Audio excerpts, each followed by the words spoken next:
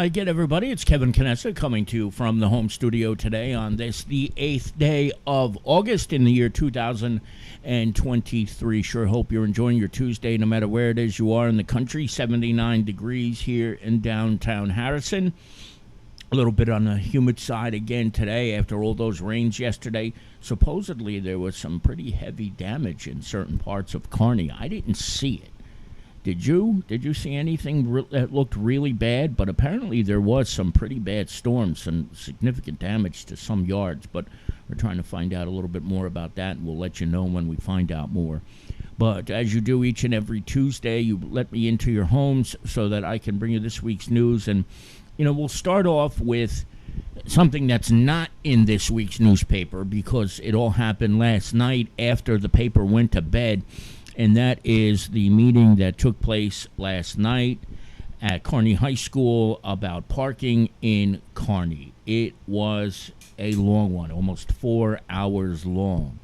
And before I get into that, we say hello to our friend, the former mayor of Kearney, Ken Lindenfelser Sr., who is probably down in Florida right now with his wife, Ann. Mayor, it's always good to see you. Thank you for popping on today, as you have done so often over the years. We miss you, and it's good to see you here for sure.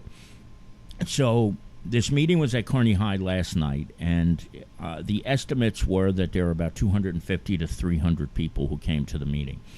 And I'll be frank with you that I don't do well with big crowds, so I decided I was going to watch the meeting on Zoom because all of the public meetings in Kearney, in the town, are broadcast live on Zoom.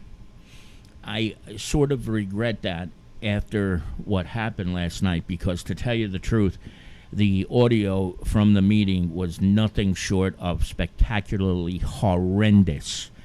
I would say maybe 1/10 of the meeting was understandable because there was a feature that I think was enabled on Zoom that cancels echo. And when that happens, you don't get to hear everything because it's trying to mute out echoes, as the name states, echo cancellation.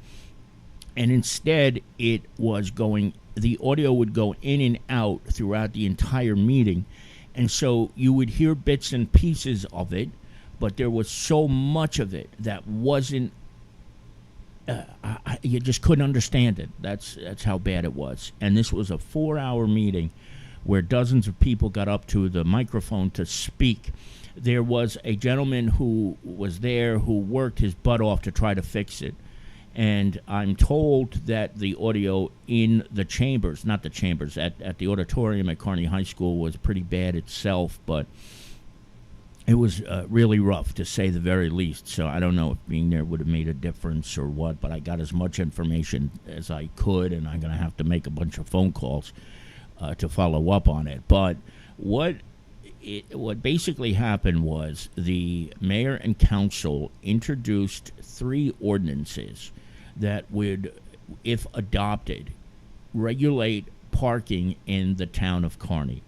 3 areas that were introduced include the introduction of a parking permit system that would be townwide, not in zones as was discussed at one point in time. You may remember that they were talking about doing it by zone, but that actually fizzled out, and instead they've gone with the idea of having a town-wide registration sticker program for permits that would ultimately cost every person who was eligible to get one $15 for a 2-year period. They also introduced an ordinance that would strictly regulate overnight parking for commercial vehicles, which has become a problem in the town of Kearney, as I think anybody who is from the area will know that there are often vehicles that are parked on the streets that are not supposed to be there, so they're going to look to tighten that up. And then the third part would be to establish a parking authority or a parking utility, as the word was in the ordinance, that would be a separate entity but not completely independent.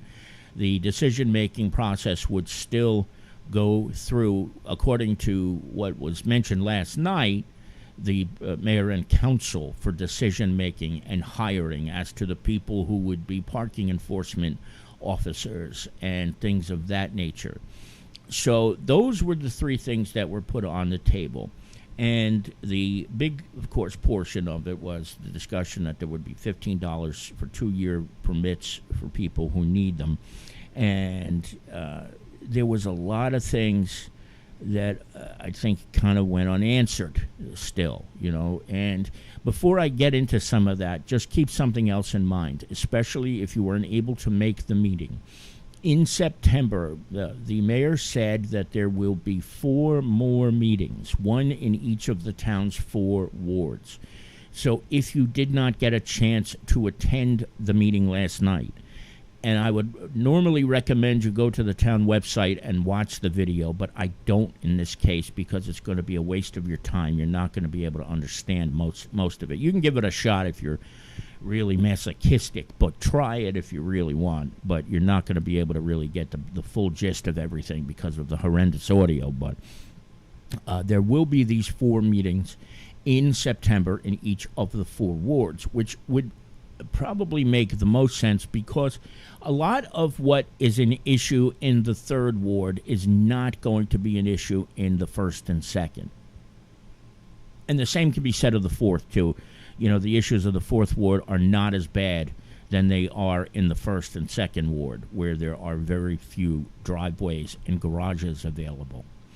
And unfortunately, last night, all of the members of the council were there except for Rich Konopka, which really ticked off Lisa Shalago that he wasn't there. He's supposedly on vacation, but I don't know what happened there. So there was no representation specifically for the 2nd ward because there's an open seat there with Mayor Santana resigning his seat as 2nd ward councilman to become mayor. So Lisa was upset, rightfully so, and she was also upset that a lot of what the decision-making was on these ordinances was based on a response rate of 14%.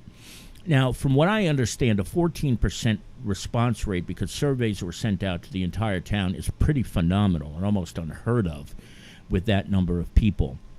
But it also brought up a lot of questions. And one question that Lisa was most concerned about was, well, what happens when my daughter, who is in Florida, comes to visit? Does she have to buy a $15 permit that's usable for 2 weeks instead of 2 years, because she'll only be there for 2 weeks instead of the entirety of the time?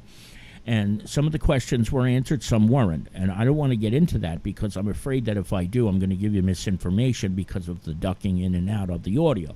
So we got a lot. I still have a lot of homework to do to gather more information. But some of the issues that came up was, what if you are a resident of another town but you work in Kearney? Spot availability is a big issue, and I believe they said the study was that they are in need of 23,000 spots in order to make it really less difficult for people to find parking. And really, where do you do that?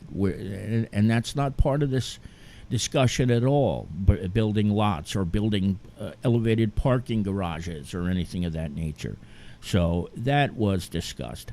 Also discussed at the meeting was when you think about the number of apartments that may be illegal in the town of Kearney, what happens there? That's also part of the reason why it's a sad reality, but there are apartments that probably are being rented illegally, and that automatically is going to cause more people to be parking on the street. So what happens in that case? You can't get a permit if you don't have a legal address.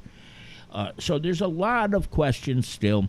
I suspect that a lot of the questions are still to be answered at the 4 ward meetings, and there is much more on the table than we know. And the truth of the matter is, and I say this lightly because of the audio, but I don't know how many questions were really fully answered last night. Maybe they were. Maybe they were, and they were just too hard to hear. But it just the enormity of the meeting, the quality of the audio made it very, very, very difficult, really, to understand a lot was going on. And there was a lot of frustrated people who were there, too. That is for darn sure. So that's sort of where it stands right now. I'm going to certainly do my best to gather more information over the coming days for the next edition of The Observer, because, again, as I said, there was nothing in the paper this week because the meeting happened after we went to press.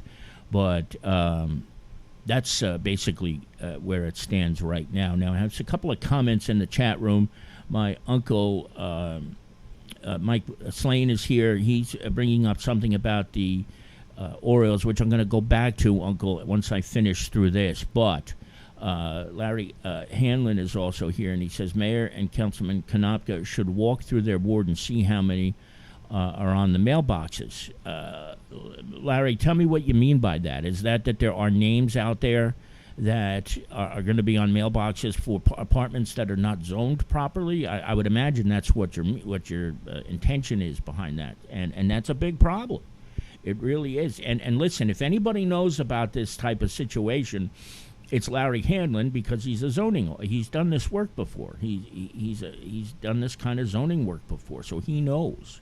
He knows what's going on. So that's a big, big issue there. Illegal apartments and rooms. And I think that was sort of mentioned even, too, at one point last night about when you see people renting rooms out on in classified ads and on Craigslist and on Facebook and things of that nature. So I guess there's this is really the heart of the problem, and that's not being addressed at all, I think, in this ordinance. So we'll see what comes of that. And Larry was very, very forceful in his speech last night when he got to the microphone, what I could understand of it. And Lisa Shalego was, and Brandy Lee Miller, and a whole bunch of others. I could just go rattling off all these names, but it just doesn't seem like there was much of a conclusion. But we'll do our best to get you much more based on the facts of what's coming down and what's along the pike. But remember, keep your eyes out open if you were not able to get to the meetings, or if you were able to get to the meetings and your questions weren't answered properly. There will be these 4 meetings in the 4 wards of Kearney in the next month in September. So we will let you know about those as soon as we do. Now, my uncle brought this up, and he put it in the chat. He said, how about the sweetheart in Baltimore, Peter Angelos? What a fool. Let me just give you a quick rundown on that real quick. There is a baseball announcer in Baltimore, for the Baltimore Orioles, and, of course, his name escapes me right now, but he made a very, very innocent comment about how poorly the Baltimore Orioles played in the last couple of years against the Tampa Bay Rays, and the owner of the team suspended the guy. All he did was basically speak facts. So that was a crazy situation. That poor guy, the announcer, got suspended for making very, very innocent comments about that. But I think the guy's supposedly coming back. Now to switch back real quick. Pay attention that this doesn't end up on the agenda for the second reading. Yes, because as you know, what happens is when a law has to be passed, a law is ordinance is the word for a law. Basically, they open it up for introduction, which is what happened last night. There was a first reading. Then the town has to advertise the ordinance in the official newspapers for the town, which include the Star Ledger and the Jersey Journal. We're not an official newspaper because we are not audited, so we can't be considered an official newspaper, but they have to publish these legal notices in the Jersey Journal and or the Star Ledger. Then there has to be a second reading, and with it, a hearing on each of the 3 ordinances that they're looking to ultimately adopt. We will keep our eye out on that. We will let you know when they are, and it'll probably be, my guess, the second week of September, because the first reading of an ordinance is usually 2 weeks out, but there's only one meeting in the entire month of August, and unless they call for a special meeting, my guess will be it will be the second Tuesday of September. And at that point, people can speak again about the ordinances when they come to the public hearing. So I think what Larry's suggesting is to pay attention to that, to make sure that, I guess, it doesn't go through very, very quickly and without a chance for people to comment yet again.